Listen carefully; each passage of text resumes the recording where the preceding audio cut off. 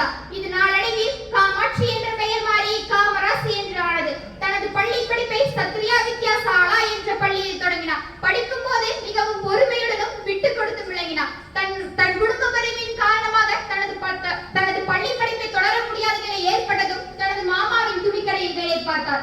அங்கு இருக்கும் போது தேச தலைவர்களின் பேச்சுகளில் கவரப்பட்டு அரசியல்களிலும் சுதந்திர போராட்டங்களிலும் ஆர்வம் காட்டினார். தன்னுடைய 16 வயதில் காங்கிரஸ் கட்சியின் உறுப்பினரானார். 1930 நடந்த உப்பு சத்தியாகிரகணத்தில் காமராஜர் கலந்து கொண்டு கைது செய்யப்பட்டு கல்கத்தா அலிப்பூர் சிறைக்கு அனுப்பப்பட்டார். அடுத்த ஆண்டு காந்தியடிகளின் ஒப்பந்தம் அடிப்படையில் காமராஜர் விடுதலையானார். தாய் நாட்டிற்காக தன் உயிரை நீத்த தியாக தீபம் காமராஜர். மக்கள் தொண்டே அவரது மூச்சு. காந்தியடிகள் காட்டிய பாதை அவரது வாழ்க்கை முறை. காமராஜர் படிக்காத மேதை அல்ல, ஏழை குழந்தைகளை படிக்க வைத்த மேதை.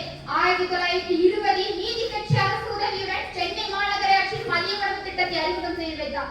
1960 காமராஜரால் அறிமுகம் செய்யப்படுத்தப்பட்ட மதிய உணவு திட்டம் உலகளவில் பாராட்டப்படும் திட்டமாகும். காமராஜர் முதலமைச்சராக பதவி வகித்த காலங்களில் நாட்டு முன்னேற்றம், நாட்டு மக்களின் வாழ்க்கை முன்னேற்றம், கல்வி, தொழில் வளத்துக்கு முன்னுரிமை அளித்து பல திட்டங்களை நிறைவேற்றியுள்ளன. பின்னர் 1954 ஆண்டு சென்னை மாநில முதலமைச்சரானார். 9 ஆண்டுகள் தமிழக முதல்வராக பதவி வகித்தார். காமராஜர் எளிமைக்கும் நேர்மைக்கும் புகழ் பெற்றவர். இவரை தென்னாட்டு காந்தி, படிக்காத மேதை, அரசரை உருவாக்குபவர், பெருந்தலைவர் என்றெல்லாம் அழைக்கப்பட்டார். 1975 ஆண்டு அக்டோபர் மாதம் திங்கள் 2ஆம் நாள் காந்தியின் பிறந்த நாள் அன்று மதிய உறக்கத்திற்கு பின்னர் அவரின் உயிர் பிரிந்தது. அவர் இறந்த பிறகு கையில் இருந்த சிறிதளவு பணத்தை தவிர வேறு வங்கி கணக்கோ வீடோ வேற எந்தவித சொத்தும் இல்லை. தன் வாழ்நாட்களை வாடகை வீட்டிலேயே வசித்து வந்தார்.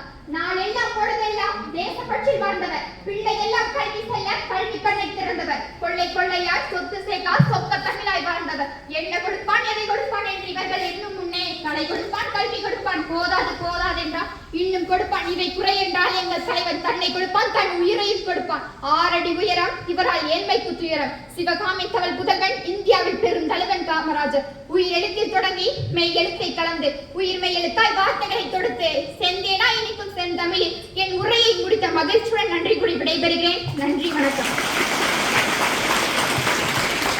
மிகச் சிறப்பாக உரை வழங்கிய சௌஜியாவுக்கு